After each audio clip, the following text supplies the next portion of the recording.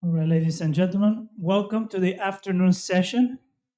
So today is my great pleasure to start the afternoon session with Zhou from the Hong Kong Polytechnic University, and he will talk to us about numerical analysis for parameter identification in PDEs. So let's welcome him. Thank you. Thank you for the introduction. And it's my great pleasure to be here again. It's my second time to attend this wonderful conference. Today I want to introduce our recent studies on say numerical analysis for some inverse problems. Uh, so here I use a inverse conductivity problem as an example to introduce our basic ideas. So this is a joint work with my collaborators, Fang Tijing, who is my long-term collaborators. Now he's in CUHK, and Qin Chuan is a postdoc in CUHK. Xiao Li is a student, PhD student in University College London, and Si Yuchen is my student in Hong Kong Polytechnic University, and Giovanni Alberti is from University of Genova. So what we want to do is to study the numerical treatment for the some nonlinear inverse problems. Okay, especially we want to discuss the numerical analysis, including how to do the discretization. Okay, how to construct numerical schemes. Okay, using, for example, finite element, finite difference, or deep neural networks. Okay, and then we want to know how to quantify our numerical reconstruction. Okay, so similar as the forward problem, we want to establish a priori error estimate for the numerical reconstruction. Okay, um, so let me introduce the basic idea first. So suppose now we have a not problem, parameter identification. So here F is a mapping between two Banach spaces. So Q, suppose for example, suppose here we have a PDE and some boundary conditions, and Q is a parameters in the PDE, and Z is some observation. Okay, so the F maps the parameter to the observation. So you can see F of Q is some observation on U. U is the solution to this PDE, okay, corresponding to this parameter Q. And C denotes some operator acting on U. It might be internal observation, a boundary observation, sparse observation, blah, blah, blah. Okay. And in practical, our observation often involves some noise. So we assume our observation is called Z delta, and the noise level is delta, okay, in some sense. Okay. The distance between the exact solution and observation is the noise level. And we want to recover or reconstruct this parameter Q from the noisy data, Z delta. Okay, that's our target. So compared with the direct problem of PDE, the inverse problem is more challenging in most cases. First of all, the problem is often ill-posed, okay, and it is often highly nonlinear. So in the theory, people care about so-called conditional stability. So in general, the inverse problem is ill-posed. So you need to impose some a priori condition to guarantee the stability in some sense. For example, we want this kind of stability. So you have two parameters, Q1 and Q2, and you want to bound Q1 minus Q2 using FQ1 minus FQ2. Okay, in some sense, it could be Holder sense or even worse, logarithmic sense. But in general, this is not true. Okay, so in order to get this kind of stability, we need to assume that the Q1 and Q2 belongs to some small set, okay, small subspace, or we call it a capital Q. Okay, then we have this stability, and this constant C looks suspicious. Okay, this C highly depends on the Q norm of the parameters. So if the Q norm of the parameter becomes very large, you have very bad stability. Okay, and this is a general case because in general the the inverse problem is ill-posed. So for different kind of inverse problems, people develop different kind of conditional stability. That is, there are a lot of very nice theories about this topic. And in practice, if you want to numerically reconstruct the parameter. Uh, so we often solve an optimization problem. So for example, we from admissible set, we find a parameter q so that f of q is very close to z delta. So we just minimize the difference between fq minus z delta. Okay, and the problem is ill-posed, so we need to add some penalty term.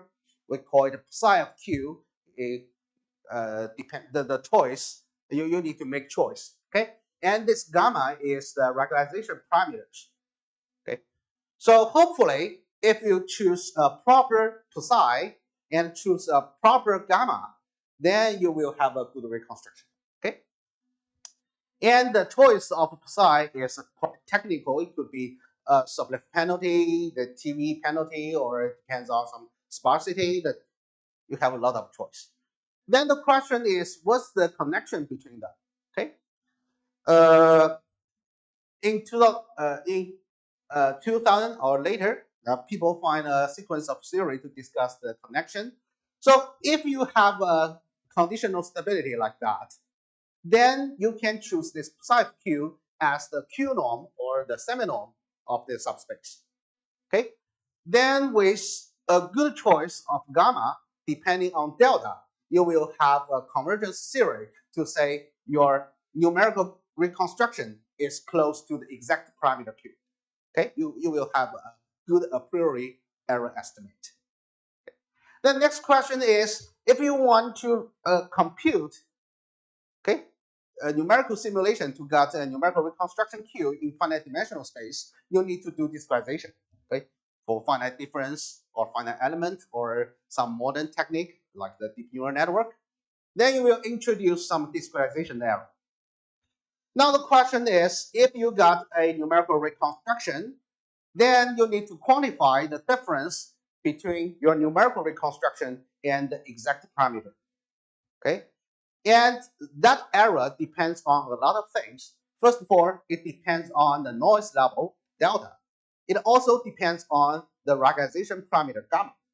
It also depends on the mesh size, like the mesh size in space or step size in time, depends on your discretization, or it depends on the number of the length or width of the deep neural network.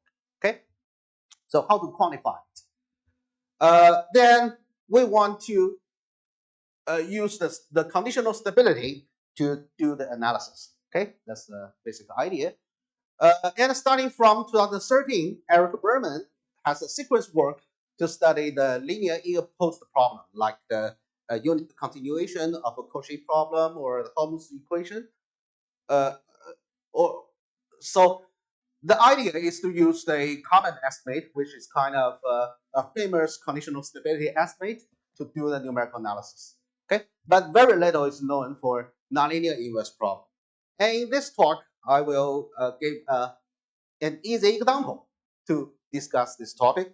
So here we discuss the so-called diffusion coefficient identification problem to illustrate the idea. Okay. Now, for a baby model, we look at this elliptic equation. Okay. So omega is the domain. The Q dagger is the diffusion coefficient or the conductivity. Okay. The Q dagger means it's exact parameter. Okay. And the U of Q dagger is a solution to this PDE with this parameter Q dagger. Okay. Now we assume that we know everything of U inside the domain omega. Okay, this is the easiest case. Okay.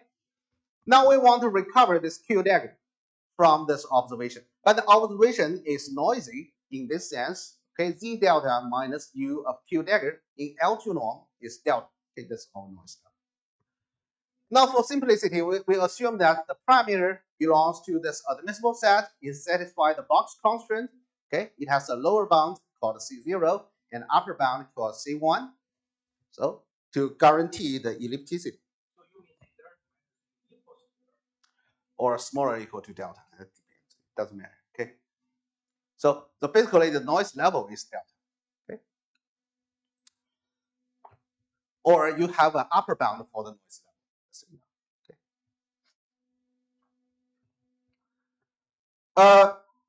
as I mentioned before, what we want to do is to develop a good numerical scheme and provide a priori error estimate. So before that, we need to know some stability estimate for this PD, right? As the direct problem, even though you have a very many nice estimates for the direct problem, but only few of them could be adapted to the numerical analysis. Okay, and it is same here. So, for example, here I introduce a conditional stability. This is given by Donato, Cohen, Devore, okay, and some guys from Texas, I guess. Okay, so basically, if you have two parameters, Q1 and Q2, and corresponding solution is U1 and U2, right? Then you just take difference between these two equations to get the error equation. And the result is you can do a simple energy argument by choosing a special test function like that, Q1 minus Q2 divided by Q1 times U1. Okay, test this function on the equation. Then under the condition that the Q1 and Q2 has a bounded H1 norm and F is L infinity function, then the Q1 minus Q2 in the weighted L2 norm, it is bounded by the H1 seminorm, okay, of U1 minus U2. So this is kind of stability estimate, right? The right hand side is a Q1 minus Q2 square, and taking the an integral with this weight. You can look at this one as a weighted L2 norm square, right? And the right hand side is the H1 norm of U1 minus U2. So if the weight function is strictly positive, then we have a Holder type stability estimate, right? So the L2 norm of Q1 minus Q2 is square root of U1 minus U2 in H1. Okay, so what you need to do is to check the weight function. If you can choose a proper source term, okay, for example, if you can choose this F is strictly positive, then by the maximum principle, you will know the U1 is strictly positive in the interior domain. So the F times U1 is strictly positive in the interior domain. Then you can use the first term to control what happens at the boundary, okay, boundary. So then we can prove this kind of positivity condition. So at the point x, the weight function at the point x is greater than the distance between the point to the boundary, okay, to power beta. Okay, if this is true, then the L2 norm of Q1 minus Q2 is bounded by the H1 norm of U1 minus U2 to the power 1 over 2 times 1 plus beta. Okay, and this positive condition is easy to prove. For example, if you want beta equals to 2, then what you need to assume is a Lipschitz domain omega and Q dagger satisfy the box constraint and F is L2 function, which is strictly positive. Then you can apply the maximum principle of elliptic equation and using the asymptotic behaviors of Green's function to prove this positive condition with beta equals to 2. Okay? But if you want something better, okay, if you want a better stability, so the power, the beta should be smaller. For example, if you want beta equals to 0, then you need to make more assumptions on the smoothness of a boundary, okay, or the parameter and the problem data, okay. Then use the maximum principle and some shorter estimates in Holder space. Then you can prove this positive condition with beta equals to 0. Okay. Now, with this stability estimate, we can have our finite element approximation. Okay. For example, we consider simplest case where we partition the domain into some small triangles. Okay. Then use the piecewise linear conforming H1 finite element approximation, and this VH is the finite element space, and XH is the same space, but with the 0 boundary condition. Okay, piecewise linear function. So it's a finite dimension. Then the AH is the discrete admissible set. It's an intersection between the admissible set A and the VH. So we look for the parameter Q in the finite dimensions set AH and solve the equation in XH. Okay, then the idea is simple. We look for this QH in the discrete admissible set AH such that your numerical solution UH, it is a solution to this PDE, right, corresponding to QH. That we call it a UH of QH. Then this guy is close to Z delta to minimize this guy. And we need a penalty term. And according to our stability estimate, so we require this a priori condition where the Q1, Q2 is uniformly bounded in H1 norm, right? So here we choose the H1 semi-norm as the penalty term. And this gamma is the regularization parameter, and H is the mesh size. Now, for this finite dimensional problem, it's easy to prove there exists global minimizers. Now you can use the conjugated gradient method to solve it efficiently. Then the question is, if you've got a QH star, we want to know whether it is a good approximation of the exact parameter Q. Okay, how to quantify the difference between QH star and Q. And this problem dates back to 1980s. Okay, so for example, Richard Falk has a paper on this problem. Okay, he used the same output least square formulation and used the energy estimate to derive the a priori error bound. Okay, uh, the idea is similar, but the error estimate requires this strong assumption that the gradient u is non-zero at a certain direction. Okay, and this is easy to understand. Okay, if you write the problem in this weak form, then you can say you want to recover this q, but before q you have a factor greater than u. If this guy is very close to zero, then it is reasonable to get nothing for q. Okay. And there are a lot of sequence work by, for example, Zhou in 2010, and they significantly improved the analysis, but this condition is still required. Okay. Or you have other strategies. For example, you already know everything of U inside the domain. Okay, so you can expand the elliptic equation into a transport equation of Q. Okay, so you just solve this transport equation to get a numerical reconstruction for Q.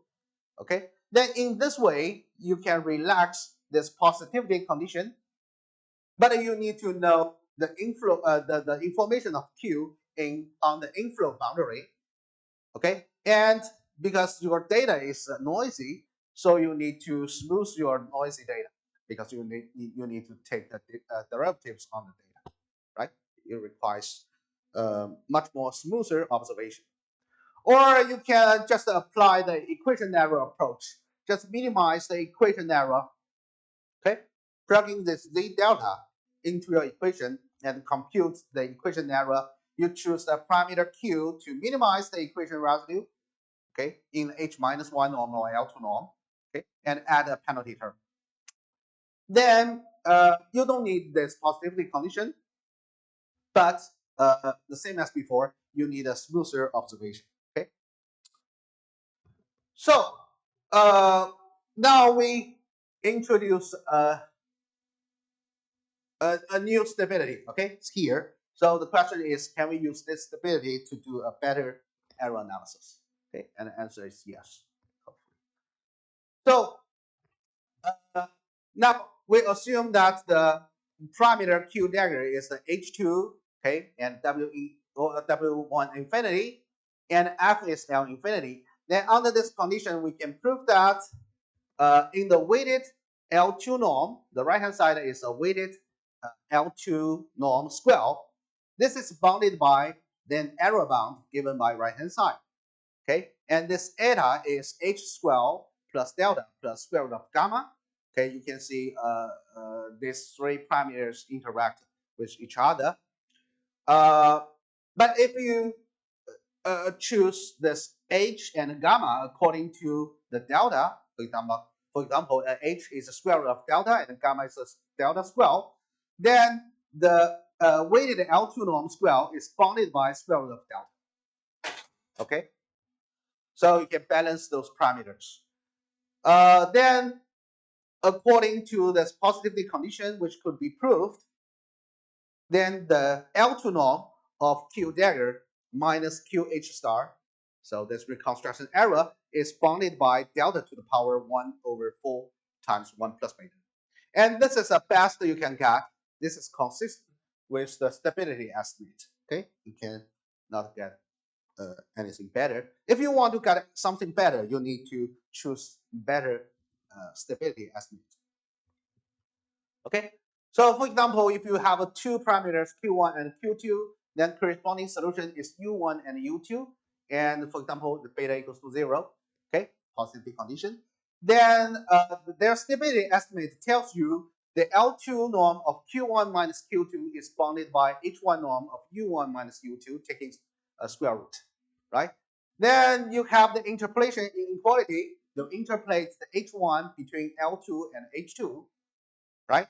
Then the Q1 minus Q2, if the U1, U2 has a bounded H2 norm, then the Q1 minus Q2 in L2 norm is bounded by U1 minus U2 in L2 norm to the power 1 over 4. Okay, so you can compare this one with the stability estimate. You can see this estimate is the best you can get.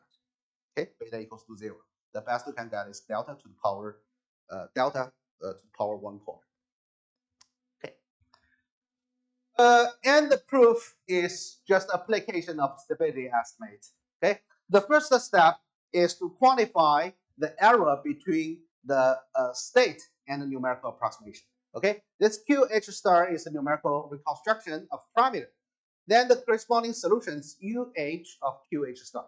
Then the difference between this guy and exact solution is optimal.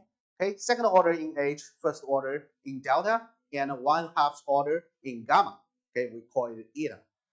Okay, and besides that, the H1 norm of QH star is uniformly bounded. You can invert this gamma square root to the right hand side.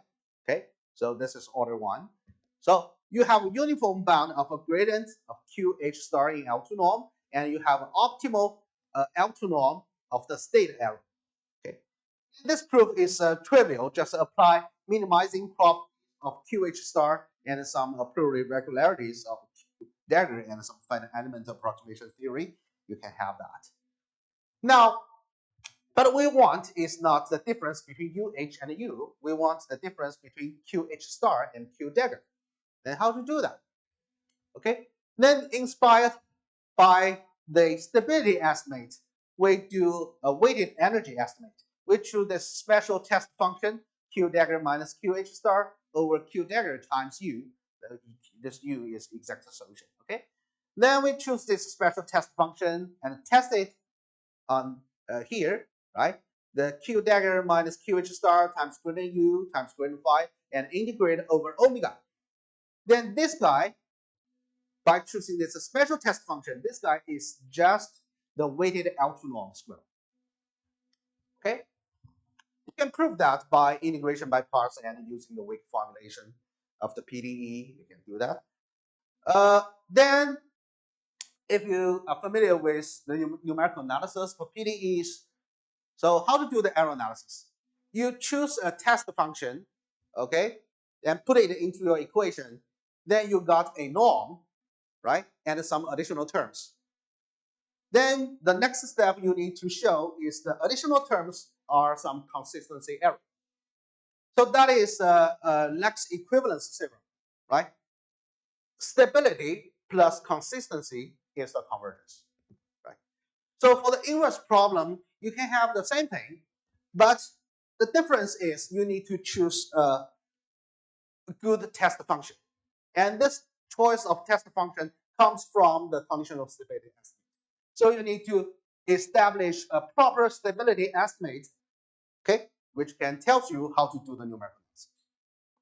So next step, So in this step, you choose a proper test function to get a norm. The next step is to show the left-hand side is a combination of some consistency error, right? Just to do some splitting, okay, adding some terms. I want to skip this part, details. But the key point is to show this guy is a combination of some consistency, okay?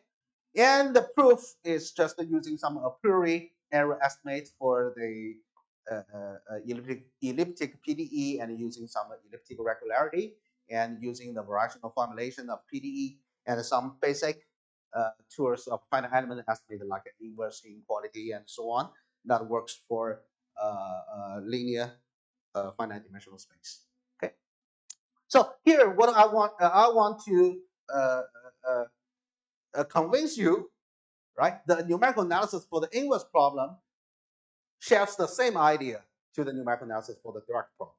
Okay, and the idea could be further extended to the neural network learning approaches, which is quite a hot topic in recent years, especially for solving inverse problems. Okay, and it can be split into two groups. Okay, the supervised learning approaches based on operator approximation, or the unsupervised learning approach based on the function approximation.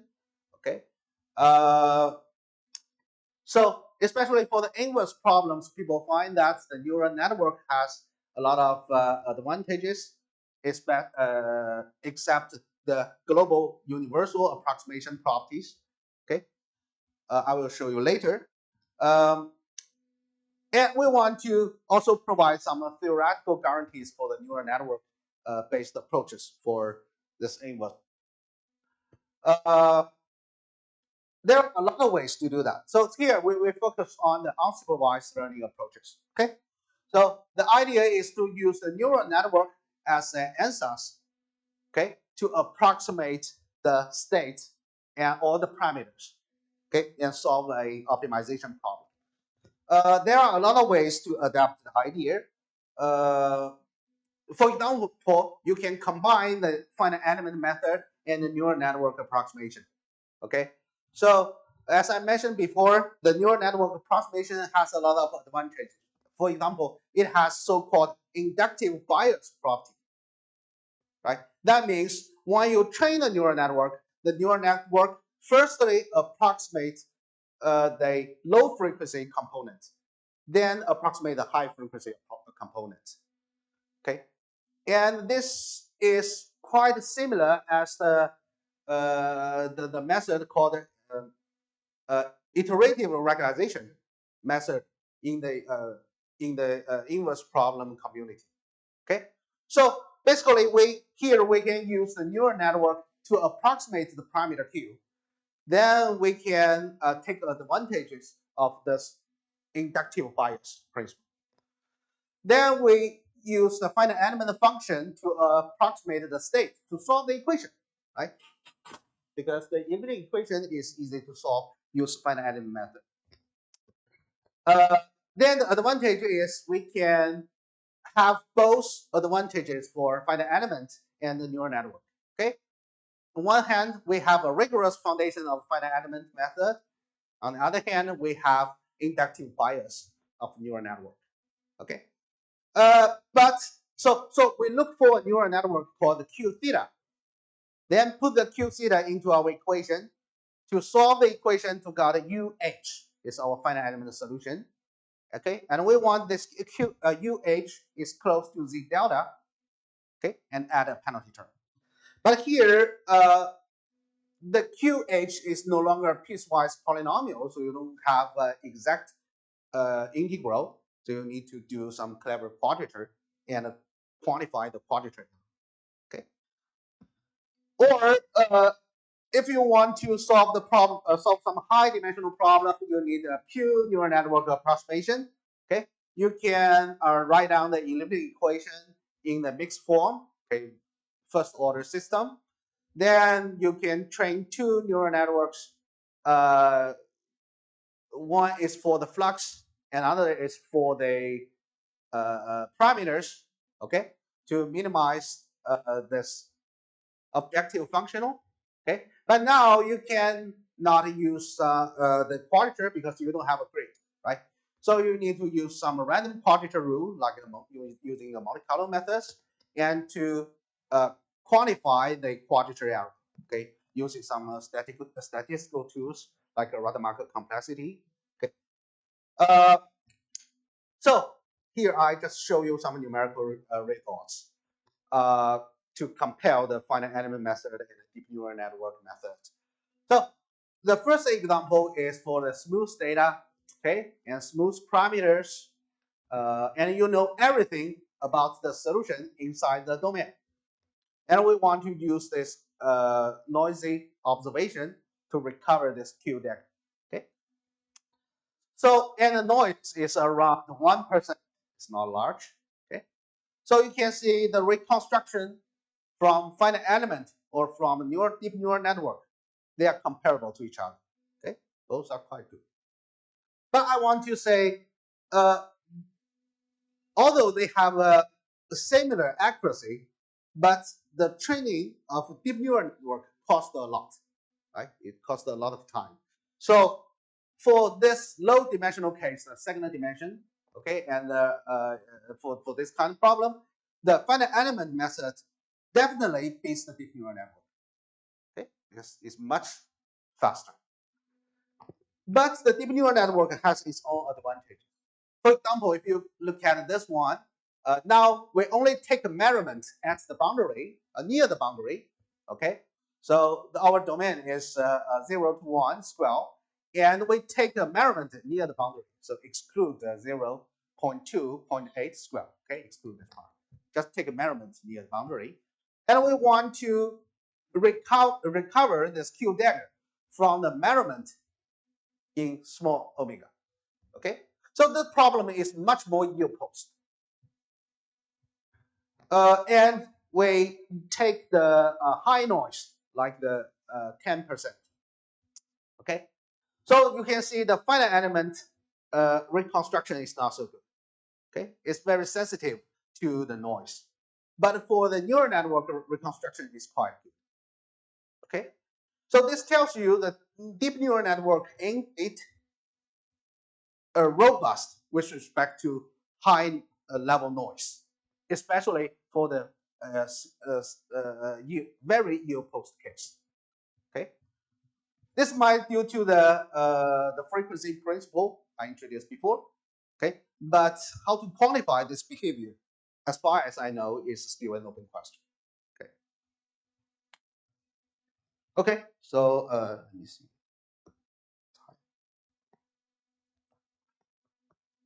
Okay.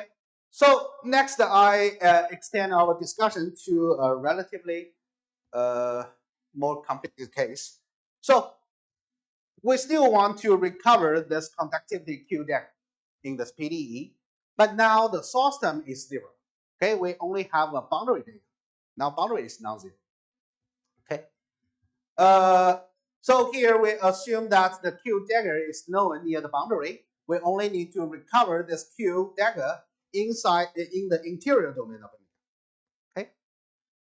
So if you remember the previous conditional stability, right? You choose a positively condition, you choose a positive source term, then that gives you a positive uh, function u, so you have a non-zero condition.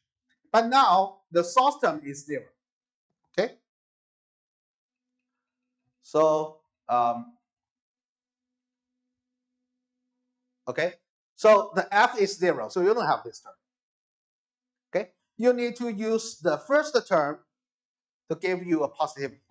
Okay, so basically what you need to assume is that the gradient u is not close to 0.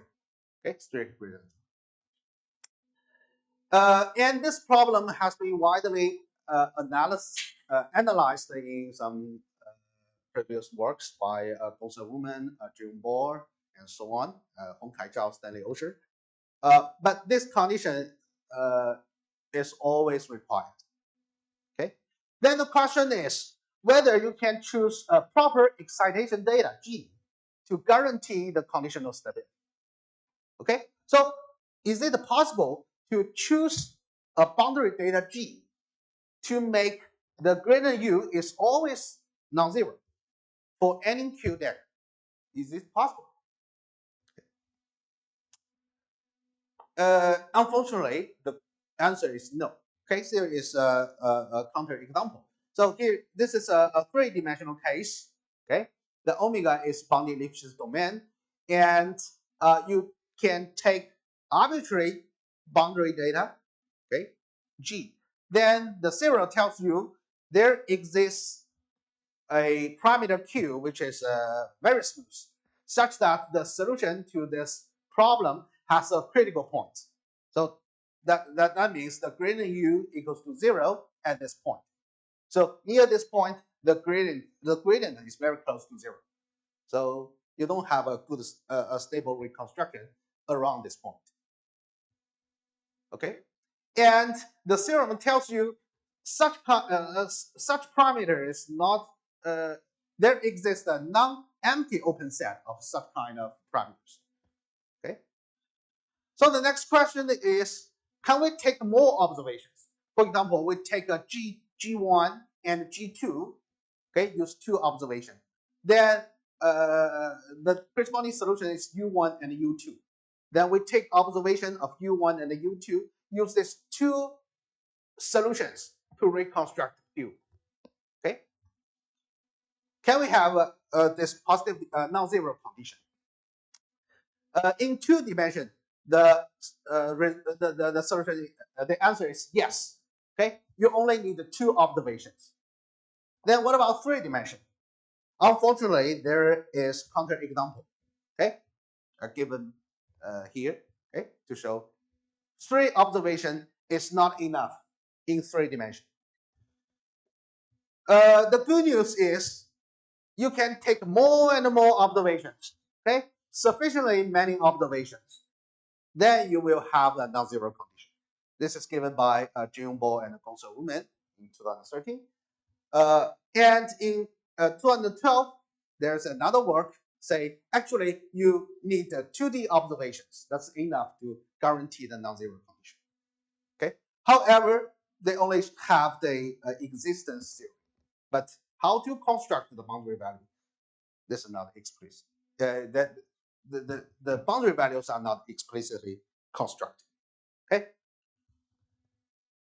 But this is interesting to see. Actually, you don't need to worry about the boundary data. You can randomly select the boundary data. Okay, for example, we can take the G in this way.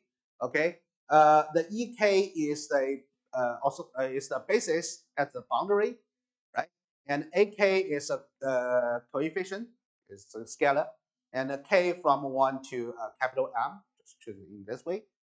Okay, if AK is random variable, it's satisfy the normal distribution with mean 0 and variance sigma square. If the sigma k square decays fast, okay, then for example, you take multiple observations. Okay, so you choose the G1, G2, G3, G4. Okay, up to G capital L. The corresponding solution is U1, U2 up to U capital L, right? Then you will have a non-zero condition. 1, L is large, okay, with the overwhelming probability. So this is proved by Giovanni Alberti in 2012 and refined recently in our recent work.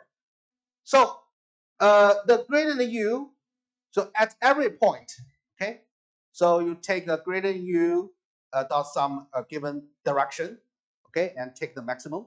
And this guy is always strictly positive, okay, in the interior domain. And you can bound the H2 norm of the boundary data, okay, using this square root of L. And this is true with an overwhelming probability, okay, like that. So when L and M goes to becomes large, and this guy exponentially converges to 1. Okay, so that tells you with a high probability you have non-zero condition. Okay, so you don't need to worry about the non-zero condition actually. So with this non-zero condition, you will have the stability estimate. So assume that the Q belongs to C1 kappa and satisfy the box constraint, and the boundary term is randomly chosen, okay, in this way. And this Q tilde is a perturbation of exact parameter, such that the H1 norm is uniformly bounded. Okay, then you can bound the difference between Q and Q tilde using the difference between U and U tilde in H1 norm. Okay, the U is the solution to the PDE according to with the parameter Q, and U tilde is a solution with the parameter Q tilde. Okay, this L means it corresponds to the boundary data GL, right? You have a capital L observation, right? You take difference between UL and U tilde L in H1 norm and summing over for L from 1 to capital L. Okay, so you have this stability, and this stability is true with this high probability. Okay, and the proof is not hard. Just write down the equation error and choose a special test function. Okay, and this test function, you test this one, you will have a weighted norm. Okay, with this weight, just grade it. Okay, and on the other hand, you have an H1 norm of U tilde minus U. Then you sum it over for all L, then use the non-zero condition. Okay, you will have this stability estimate. And this is true with the overwhelming ability. Then with the stability estimate, you will have a numerical scheme, right? So you're assume that the observation, you take capital L observation, the noisy data is ZL delta. Then you choose a parameter QH in an admissible set such that numerical solution is close to ZL delta, right? And add a penalty term according to the stability estimate. Here we choose the H1 penalty. Then this one has a global minimizer. We call it QH star. And next we quantify this QH star minus Q dagger, the difference. Okay. Then with the high probability, we can prove that the L2 norm, the standard L2 norm of Q dagger minus QH star is bounded by the ugly error bound. But this can tells you how to balance the H delta and parameter alpha. Maybe here alpha. Okay, so if you balance them, then the best you can get is almost 1/4. Okay, 1/4. And the proof is just inspired by the conditional stability estimate, right? You choose a special test function, and the step 1, you have the conditional stability to get a norm, and step 2, you show that the remaining terms are some consistency error. That's it. Okay, stability plus consistency, you got convergence. That's Lex equivalence still. Okay, so what time is it? Maybe okay, just to use 5 minutes to finish this part. So here we extend the discussion to more practical problems. For example, I introduced one example called the photoacoustic tomography. It is a modern imaging technique that combines optical imaging and ultrasound imaging to detect internal structures of biological tissues. For example, if you want to know the internal information of this biological tissue, you illuminate the tissue by using short pulse lasers. Then the tissue absorbs the light, which leads to a rapid thermal expansion. Okay, and this will generate acoustic waves. Then the wave propagates to the boundary and are detected by some sensors. So our target is to use detective signals to reconstruct the information of the structure of the tissues. Okay, this is called a photoacoustic tomography. So the reconstruction process consists of 2 steps. In the first step, we use the boundary acoustic signal to reconstruct the absorbed energy distribution, or equivalently, the internal temperature distribution, okay, inside the tissue. And this is a typical linear inverse source problem of wave equation. Okay, you have a wave equation and you have an unknown source. So you take a measurement at the boundary and use the boundary measurement to recover the source. This is a ill-posed problem, but it is linear. Okay, so you have a lot of ways to do that. And that's a step one. And a step two, with the recovered absorbed energy distribution, you use that to reconstruct optical properties inside the tissue, like the diffusion coefficient or the absorption coefficient and so on, okay, to gain the resolution, okay. And this step is called a quantitative photoacoustic tomography, or QPAT, okay. So now we assume the step one has been done perfectly and focus on the step two, okay. And for simplicity, we assume that the light propagation within the biological tissue approximated by the diffusion process, okay. So that's the first order approximation. Now you have two parameters, d of x, this is a diffusion coefficient, and sigma of x is absorption coefficient. Now the source term is 0 and the boundary excitation data is called G. Now the question is, we want to recover this d of x and sigma of x, now two parameters, from the absorbed energy distribution. This is obtained from the first step, okay, called h of x. It's no longer the function u itself, it's sigma times u, right? The sigma is absorption coefficient, and u is the intensity of light. So the product between sigma and u is the absorbed energy distribution, okay? Now, from h of x, we want to recover d and sigma, okay?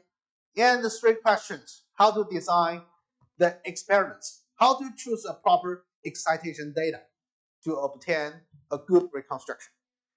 And second question, how to propose easy to implement numerical algorithm, and how to get a priori error estimate. Okay, three questions. So now we have two unknowns, okay, d and sigma. So usually a single observation is not enough. So you need to take a multiple observation. Okay. Then to solve this d and sigma, you can solve an optimization problem to recover d and sigma together.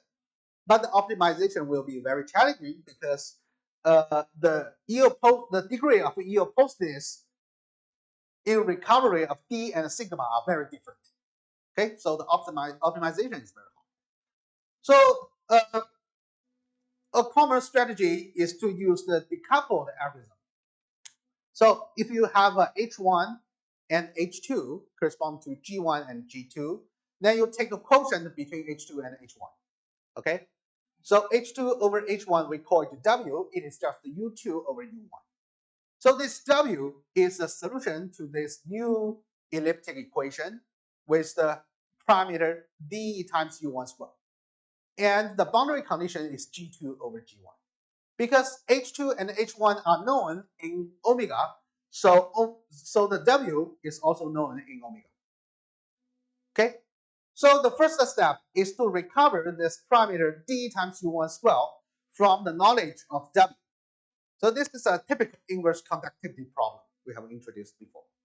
Okay, then the step two, we call 1 over U1 V, and V satisfies this elliptic equation, right? Now the parameter has been recovered in the first step. So you solve a forward problem to get V. Okay, once V is known, then U1 is known. Then once U1 is known, then D is known. Then the sigma is known, right? So this is the decoupled strategy. You decouple the problem to recover D and sigma together into an inverse conductivity problem and a direct problem. And direct problem is easy to solve, so we just focus on the first step. Okay. Now, the same as before, we assume our observation is noisy. Okay. with a noise level delta. So we choose the boundary excitation data in this way. The G1 is 1, just constant. And start from L greater or equal to 2, we randomly choose the boundary data. Okay? And take a quotient between HL plus 1 and H1, we call it W. And the Q dagger is D dagger times U1 squared. Okay? And the noise data is called W delta L, and FL is GL plus 1 over G1, right? So this WL satisfies the elliptic equation with exact parameter Q dagger, okay? And the boundary data is FL, okay? Uh, Now, so first step is to reconstruct this Q dagger, okay? Then you can apply the finite element method to solve it. Choose a QH in some admissible set such that the finite element solution, we call it WHL, is close to WL delta. Okay, for L from 1 to capital L, we sum them up and add a penalty term, okay, in H10. Then this FL satisfy the condition we assumed before, so it has the non-zero condition with a high probability. Okay, so with this probability, we can have optimal error estimate numerical reconstruction. Okay, that's the first step. And the second step, you just solve a direct problem. Okay, solve this elliptic equation directly. Okay, to get an VH. Then you use this VH and the QH star to reconstruct a DH star and sigma H star. Okay, and I skip all the details, but that's the basic idea. Okay, and you will have an optimal error estimate for your numerical reconstruction. And with the good balance for all parameters, the best you can get is delta to the power 1 over 4 minus epsilon, almost 1 over 4. Okay, for arbitrary small epsilon. So, and this can be, this is supported by numerical simulation. For example, this is a smooth case. You have smooth conductivity, smooth potential. Okay, and if you just take one observation, then you will see the gradient in most part are very close to 0, okay, smaller than 0.1. Okay, but if you increase observation, then you can see the gradient is will be far away from 0. Okay, you can split the domain into several parts, and in each part, at least one UL has non-zero gradient. Okay, and you can see as the noise goes to 0, you have a better and better numerical reconstruction, and the rate is almost 1 over 4. Okay, so, and this example is for non-smooth parameter, and this D dagger is only piecewise smooth, and sigma is smooth, but with a very narrow interface. Okay, and same as before, if you only take 1 or 2 observation or 3 observation, in most part you have a gradient close to 0, but if you increase the number of observations, you have a better non-zero condition, and your numerical reconstruction has the best convergence rate. Okay, so I just stop here. What we did is to just do numerical analysis for the inverse problem. Okay, the parameter identification problem for PDEs, and as an example, we introduce the inverse conductivity problems. The big idea is to adapt the philosophy of lax equivalence. Okay, consistency plus numerical stability tells you the convergence. Okay, and for this specific example, okay, we use the weighted energy estimate and some provable non-zero condition, and this gives you a conditional stability. Okay, and this conditional stability tells you how to design the excitation data, how to develop a numerical scheme, how to derive reconstruction error. Okay, and this a priori error estimate tells you how to balance different parameters to get the optimal error estimate. So the key part is the conditional stability. How to choose a proper conditional stability is the key question in this analysis. Okay. Then there are a lot of open questions. For example, if you take a alternative measurement like the partial measurement or boundary measurement or sparse measurement, then how to have the good analysis? It's still an open question. Or if there are some more non-intrusive strategies for using the stability, okay, like the direct problem, you have a lot of refined analysis, but only a few of them could be used in the numerical analysis. It's the same here, okay? And what if the coefficient is rough? If you only have a piecewise smooth or the parameter is singular, right? Then how to do that? Maybe you need to do some adaptive algorithm. Then you need a good posterior error estimate, right? As far as I know, they are largely open. So at this stage, okay. So here are some reference for the finite element approximation or the neural network approximation. So recently we finished a survey paper to write them in the same framework, uh, the unsupervised learning, okay, for parameter identification. If you are interested, you can refer to this reference. Okay, thank you. All right, questions. We have 5 minutes for questions.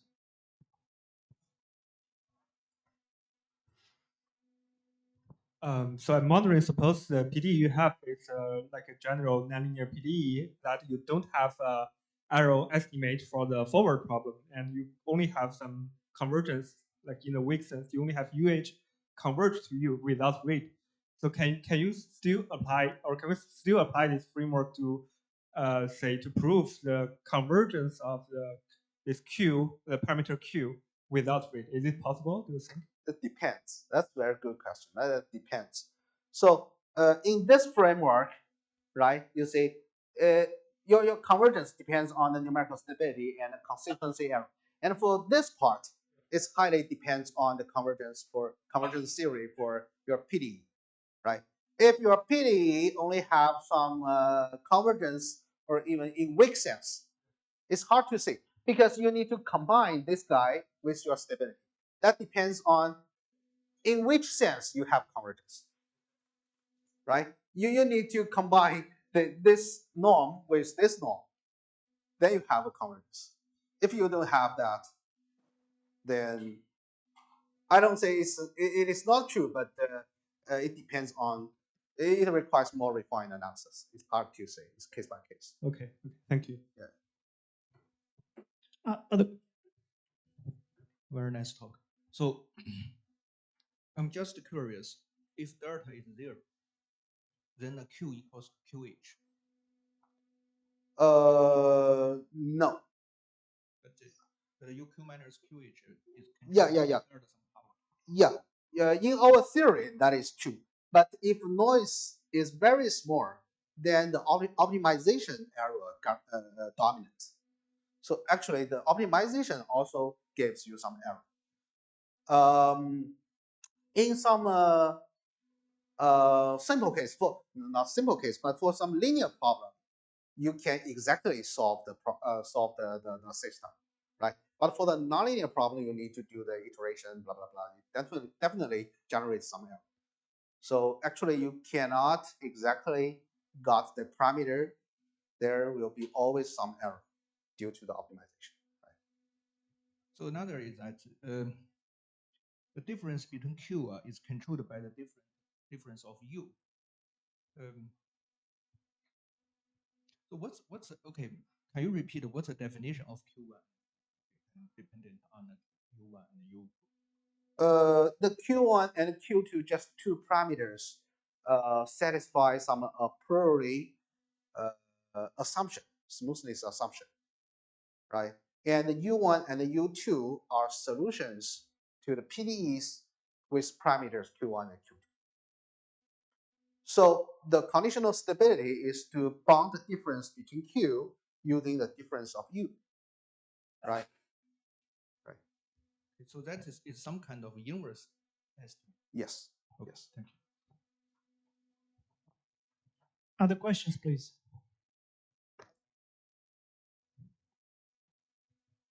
Okay, if there are no other questions, let's thank our speaker again.